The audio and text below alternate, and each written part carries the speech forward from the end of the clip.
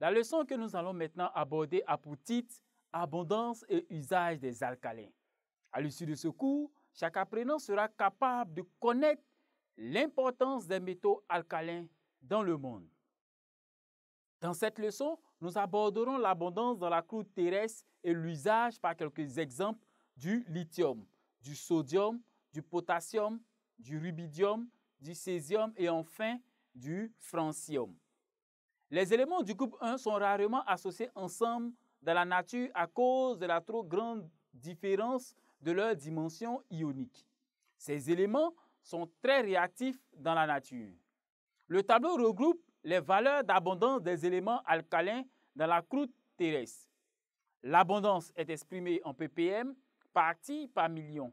Un ppm d'un élément signifie que pour 1 million de kilogrammes de croûte terrestre, il y a 1 kg de cet élément présent. Le sodium est le plus abondant des alcalins, tandis que le francium est très rare.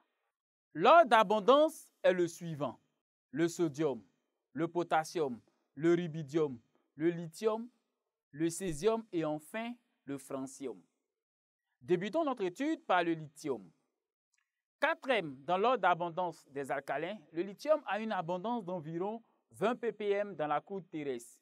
Une partie de ses réserves se situe dans les océans où il est estimé à environ 0,17 g par mètre cube. La production mondiale du lithium était de 43 000 tonnes en 2018. Le pays qui possède la plus grande réserve mondiale de lithium est la Bolivie, avec environ 9 millions de tonnes. Le lithium est commercialisé sous forme de carbonate et de minerais enrichis. Le minerai le plus courant est le spodumène. Concernant l'usage du lithium, il est l'un des métaux rares les plus recherchés, car indispensable à la production des batteries de voitures électriques dont le marché est en pleine croissance. Du fait de sa légèreté et de son haut potentiel électrochimique, le lithium est un élément de prédilection pour les systèmes de stockage électrochimique dans les batteries. Il intervient dans la fabrication des batteries au lithium, des téléphones mobiles et des ordinateurs. Concernant le sodium, c'est l'élément le plus abondant des alcalins. Son abondance dans la croûte terrestre est d'environ 22 700 ppm. On découvre le plus souvent le sodium sous la forme d'un NaCl, du sel, dans l'eau de mer ou dans les fonds marins asséchés. La pollution mondiale est de l'ordre de 85 000 tonnes l'année. Il y a beaucoup d'applications du sodium métal. Les dérivés du sodium les plus importants pour l'industrie sont le sel ordinaire, le carbonate et le bicarbonate de soude. Aussi la soude caustique et le borax. Pour le potassium, c'est le deuxième élément le plus abondant des alcalins et sa teneur est de 20 900 ppm de la croûte terrestre.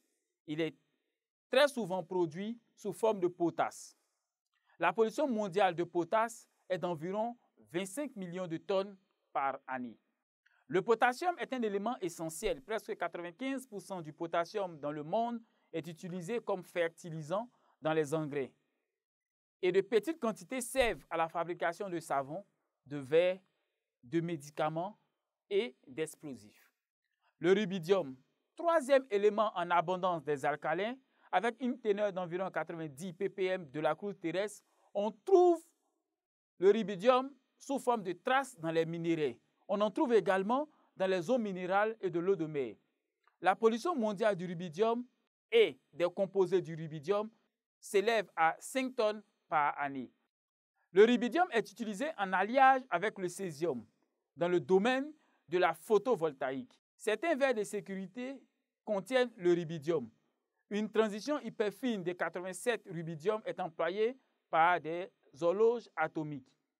Dans les tubes cathodiques, le rubidium est un capteur de gaz.